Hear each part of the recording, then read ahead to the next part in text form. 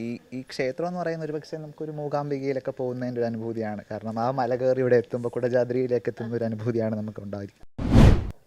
Radio എന്ന മാധ്യമത്തിലൂടെ നമ്മളിൽ പലർക്കും പരിചിതമായൊരു വാക്കാണ് ശങ്കരമംഗലത്ത് ബി ത്രിലോചനൻ നായർ. അദ്ദേഹം ജ്യോതിഷിയാണ്, ഒരുപാട് കാര്യങ്ങൾ പറയുന്നത്. അദ്ദേഹത്തിൻ്റെ ശബ്ദമാണ് എനിക്ക് എപ്പോഴും ഫെമിലിയർ ആയിട്ടുള്ളത്. പക്ഷേ ആളെ കണ്ടപ്പോൾ എനിക്ക് അറിയത്തില്ലല്ലോ, സംസാരിച്ച് വന്നു പേര് പറഞ്ഞപ്പോഴാണ് ഇതിന്ന ആളല്ലേ എന്ന് തോന്നുന്നത്. എന്തായാലും അദ്ദേഹം ഈ ക്ഷേത്രവുമായി ബന്ധപ്പെട്ട ഒരു വ്യക്തിയാണ്. എങ്ങനെയാണ് അങ്ങയുടെ ബന്ധം ഈ ക്ഷേത്രവുമായി? ഞാൻ ഈ ക്ഷേത്രമാകുന്നതിന് മുൻപ് ഇവിടുത്തെ പ്രധാനപ്പെട്ട കാര്യദർശിയായ ശ്രീകുമാർ സാറ് എന്നെ ഈ ക്ഷേത്രത്തിൻ്റെ ഇതിനെക്കുറിച്ചൊന്ന് വിളിച്ചുകൊണ്ട് വരികയാണ്. വാസ്തു സംബന്ധമായിട്ട് എന്തെങ്കിലുമൊക്കെ പ്രശ്നമൊക്കെ ഉണ്ടെങ്കിൽ നോക്കാം. അപ്പം ഞാനിവിടെ വരുമ്പോൾ ഈ അമ്പലമൊന്നുമില്ല. അപ്പോൾ അവിടെ ഒരു തെക്കത് പോലുള്ള സാധനം ഇവിടായിരുന്നു. അപ്പം ഞാൻ പറഞ്ഞു, സാറേ ഇവിടെ ഒരു വലിയൊരു അമ്പലം വരും, ഈ അമ്പലത്തിൻ്റെ ശക്തി ചൈതന്യത്തെക്കുറിച്ച് മറ്റുള്ളവർ മനസ്സിലാക്കി താമസിക്കുമെങ്കിലും എല്ലാവരും ഇവിടെ എത്തിച്ചേരുക തന്നെ ചെയ്യും. അന്നോട്ട് ഞാനിവിടെ ഇദ്ദേഹത്തിനെ സഹായിക്കാനായിട്ടൊരു മേൽശാന്തി പോലെ ഞാൻ നിന്നിട്ടുണ്ട്, എപ്പോഴും ഉണ്ട്, ഇതുവരെ മുടക്കിയിട്ടില്ല. അപ്പോൾ ഇവിടുത്തെ ദേവിയുടെ ചൈതന്യം എന്ന് പറയുമ്പോൾ അത് പലർക്കും മനസ്സിലാകത്തില്ല. പക്ഷേ അമ്മ വിളിച്ചാൽ വിളി കേൾക്കുന്ന അമ്മയാണ്, രണ്ട് അമ്മമാരും. ഇവിടെ ഇരിക്കുന്ന പ്രധാനപ്പെട്ട രാജരാജേശ്വരി മാതാവ് എന്ന് പറഞ്ഞാൽ അമ്മ മനസ്സുകൊണ്ട് എന്ത് വിഷമം ഉണ്ടെങ്കിലും വന്ന് പറഞ്ഞാൽ അമ്മ അത് സാധിച്ചു തരും. മാത്രമല്ല ഈ കുന്നിൻ്റെ ഒരു പ്രത്യേകത, നല്ല കാറ്റും അന്തരീക്ഷമൊക്കെ ഉള്ളൊരു സ്ഥലമാണ്. ഇതേപോലുള്ളൊരു സ്ഥലത്താണ് ശരിക്കും പറഞ്ഞാൽ ഈശ്വര ചൈതന്യം നിറഞ്ഞു നിൽക്കുന്നത്. പ്രകൃതിയും മനുഷ്യനും ഈശ്വര ചൈതന്യവും ഏകീകരിച്ച് സമ്മേളിക്കുന്ന ഒരവസ്ഥയിലാണ് ജീവിതം മംഗളപൂർണ്ണമായി തീരുന്നത്. അങ്ങനെയുള്ളൊരു മംഗളം ഈ ക്ഷേത്രത്തിൽ വരുന്ന എല്ലാ ഭക്തജനങ്ങൾക്കും കിട്ടുക തന്നെ ചെയ്യും. പ്രത്യേകിച്ച് ഭദ്രകാളിയമ്മ ഉഗ്രസ്വരൂപിണിയാണ്. അപ്പോൾ ഭദ്രകാളി എന്ന് പറയുമ്പോൾ തന്നെ ആ ഉഗ്രസ്വരൂപിണിയായ ദേവി, ആ ദേവിയുടെ ചൈതന്യം ശത്രുദോഷങ്ങൾ മാറ്റുക, കുടുംബത്തിലെ മാനസിക പ്രയാസങ്ങൾ, സന്താന ദുരിതങ്ങൾ, പിതൃദോഷങ്ങളെല്ലാം മാറ്റുന്നതിന് ശക്തിസ്വരൂപിണിയായ ദേവി തന്നെയാണ് ഇവിടെ ഇരിക്കുന്ന ഭദ്രകാളിയമ്മി. പിന്നെ മറ്റ് ദൈവങ്ങളെല്ലാം മലദൈവങ്ങൾ, പ്രത്യേകിച്ച് പല ക്ഷേത്രങ്ങളിലും മലദൈവങ്ങളില്ല. അപ്പം മലയുടെ മുകളിൽ സ്ഥിതി ചെയ്യുന്ന ഈ ക്ഷേത്രത്തിൽ മലദൈവങ്ങളും ശക്തിസ്വരൂപം ആയിട്ടുള്ളവരാണ്. അപ്പോൾ അവരെയെല്ലാം വന്ന് കാണുക എന്ന് പറയുമ്പോൾ പലരും തോന്നുന്നു ഇത്ര ദൂരമൊക്കെ വരേണ്ടതെന്ന്. അപ്പം നമ്മൾ താണ്ടി എത്ര മലകൾ താണ്ടിയാലും മലയുടെ മുകളിലിരിക്കുന്ന ദൈവങ്ങൾക്ക് വളരെ ശക്തി ചൈതന്യം വരും, അറിയാം. തീർച്ചയായിട്ടും ഇവിടെ ഭക്തജനങ്ങളുടെ എണ്ണം വർദ്ധിക്കുക തന്നെ ചെയ്യും. അപ്പോൾ നമ്മൾ ഇവിടെ വരുമ്പോൾ തന്നെ ആ പ്രാർത്ഥന നടത്തുമ്പോൾ, പൂജ നടത്തുമ്പോൾ ആ പൂജയിലെ ശക്തി നമുക്കറിയാൻ കഴിയുന്നുണ്ട്. അപ്പോൾ അവിടെ ഇരിക്കുന്ന ചൈതന്യത്തിൻ്റെ ശക്തി, ആ ശക്തിയാണ് ശരിക്കും പറഞ്ഞാൽ ഭക്തജനങ്ങളെ ഇങ്ങോട്ടേക്ക് എത്തിക്കുന്നത്. ഓരോ മന്ത്രം വീഴുമ്പോഴും ആ വിഗ്രഹത്തിന് ശക്തി കൂടിക്കൊണ്ടേയിരിക്കും. അത്രത്തോളം ശക്തി ഇപ്പോൾ ഈ ക്ഷേത്രത്തിനുണ്ട്. തീർച്ചയായിട്ടും ഈ ക്ഷേത്രം സന്ദർശിക്കുക. ഭക്തജനങ്ങൾക്ക് മാനസികമായിട്ടുള്ള ഒട്ടേറെ പ്രയാസങ്ങൾ മാറുക തന്നെ ചെയ്യും എന്ന് പൂർണ്ണമായിട്ട് ഞാൻ പറയുകയാണ്. ശരിക്കും അദ്ദേഹം പറയുന്ന വാക്കുകൾ ഞാനും വിശ്വസിക്കുന്നു. കാരണം ഈ മല കയറി വരുമ്പോൾ ഇത്രയും ദൂരത്തിലാണോ ഈ ക്ഷേത്രം എന്നിങ്ങനെ മനസ്സിൽ ഞാൻ വിചാരിച്ചു. പക്ഷേ ഇവിടെ കാലുകുത്തിയപ്പോൾ തന്നെ ഈ ഒരു അദ്ദേഹം പറഞ്ഞ പോലെ നല്ല കാറ്റുള്ള സ്ഥലമാണ്, ഒരു പ്രശാന്ത സുന്ദരമായ അന്തരീക്ഷമാണ്. പിന്നെ ഭക്തി എന്ന് പറയുന്നത് എപ്പോഴും പ്രശാന്തമായ ഒരു അന്തരീക്ഷത്തിൽ തന്നെ ഉണ്ടാകേണ്ടതാണ്. ഇവിടെ കാല് കുത്തുന്ന സമയത്ത് മനസ്സിനും ശരീരത്തിനും ഒരുപോലെ ഒരു തണുപ്പ് അനുഭവപ്പെട്ടു എന്നുള്ളത് തുറന്നു പറയാതിരിക്കാനാകില്ല. അതുകൊണ്ട് തന്നെ അദ്ദേഹത്തിൻ്റെ വാക്കുകൾ ശരിയാണ് എന്ന് തന്നെ ഞാൻ പ്രേക്ഷകരോട് പറയുകയാണ്. നിങ്ങൾ ഓരോരുത്തരും, ഇപ്പോൾ പൗർണമി ദിവസം മാത്രമാണ് വൈകുന്നേരങ്ങളിൽ പൂജയുള്ളത്. എല്ലാ ദിവസവും രാവിലെ മനോഹരമായ കാഴ്ചകൾ കണ്ട് നമുക്ക് പൂജ തൊഴുതു മടങ്ങാം. തീർച്ചയായും ഈ ക്ഷേത്രം ഒരിക്കലെങ്കിലും സന്ദർശിക്കുക. കാര്യം ഒരിക്കൽ സന്ദർശിച്ചാൽ നിങ്ങൾ ആ സന്ദർശനം പതിവാക്കും. കുന്നുംപുറം ശ്രീ രാജരാജേശ്വരി ക്ഷേത്രത്തിൽ ദീപാരാധനയ്ക്ക് മുൻപുള്ള സമയമാണ്. ഇപ്പോൾ ഇവിടെ സ്ത്രീകളായ ഭക്തജനങ്ങൾ ഉണ്ട്, ഒപ്പം പുരുഷന്മാരും ഉണ്ട്. അപ്പോൾ ഇവരുടെ ഭക്തിയെക്കുറിച്ച് സംസാരിക്കാനാണ് നിൽക്കുന്നത്. ചേച്ചിയുടെ പേര്? എൻ്റെ പേര് അജിത.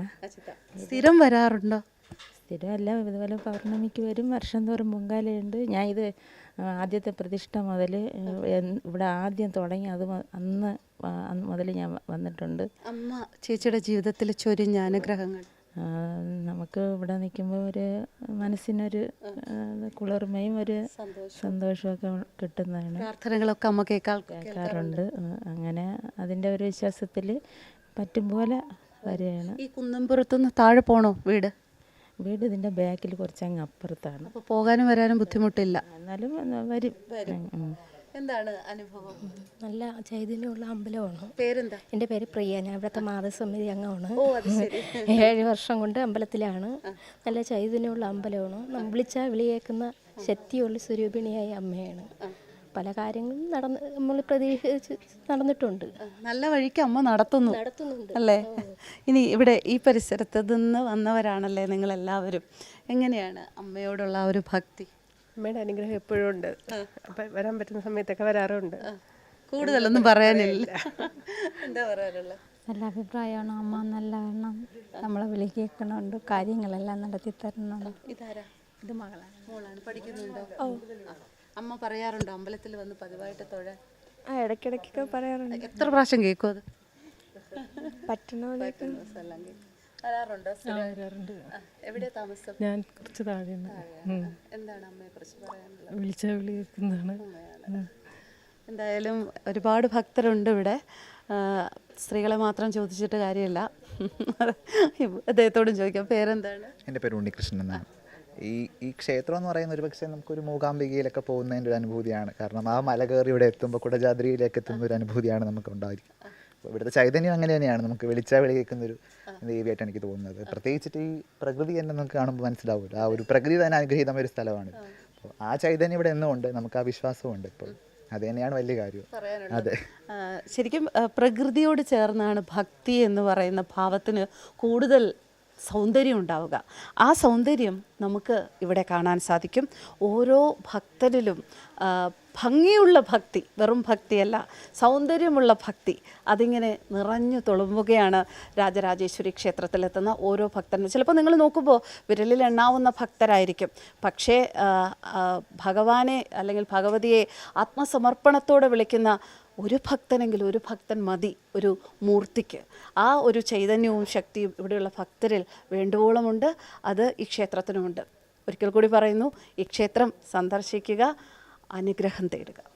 ട്രസ്റ്റിൻ്റെ പ്രസിഡൻറ്റ് ശ്രീ വിധുകുമാറാണ് എന്നോടൊപ്പം ഉള്ളത്. എല്ലാവരും വളരെ ആത്മാർത്ഥതയോടുകൂടി നിൽക്കുന്ന ഒരു ക്ഷേത്രം തന്നെയാണിത്. എത്ര നാളായി ഇവിടെ വരുന്നു? ഈ ക്ഷേത്രം തുടങ്ങിയപ്പോൾ മുതലുണ്ടോ? തുടങ്ങിയപ്പോൾ മുതലുണ്ട്. ട്രസ്റ്റിൻ്റെ അംഗമാകുമ്പോൾ എന്തായാലും വരണമല്ലോ. എങ്ങനെയാണ് അങ്ങയുടെ പങ്ക് ഈ ക്ഷേത്രത്തിൽ? ഈ ക്ഷേത്രത്തിൻ്റെ ഈ വസ്തുക്കളെല്ലാം എൻ്റെതാണ്. അപ്പോൾ ഇങ്ങനെ ദേവപ്രശ്നം വച്ചപ്പോൾ ഇങ്ങനെ ക്ഷേത്രം പണിതേ പറ്റൂ എന്ന് പറഞ്ഞപ്പോൾ ഞാൻ 10 സെൻറ്റ് സ്ഥലം ഫ്രീ ആയിട്ട് കൊടുത്തു.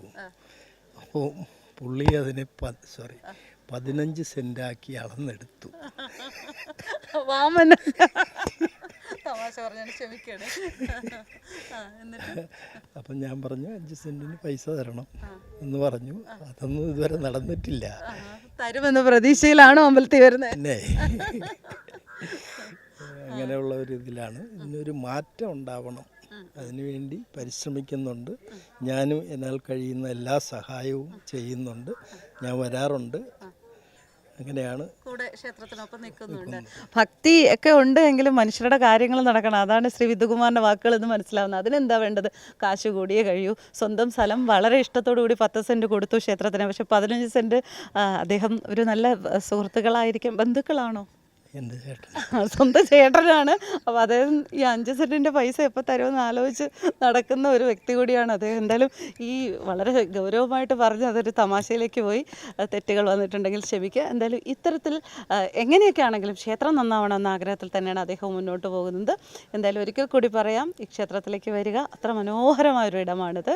ഇവിടുത്തെ ആളുകളും വളരെ നല്ല സഹകരണമുള്ള ആളുകളാണ്.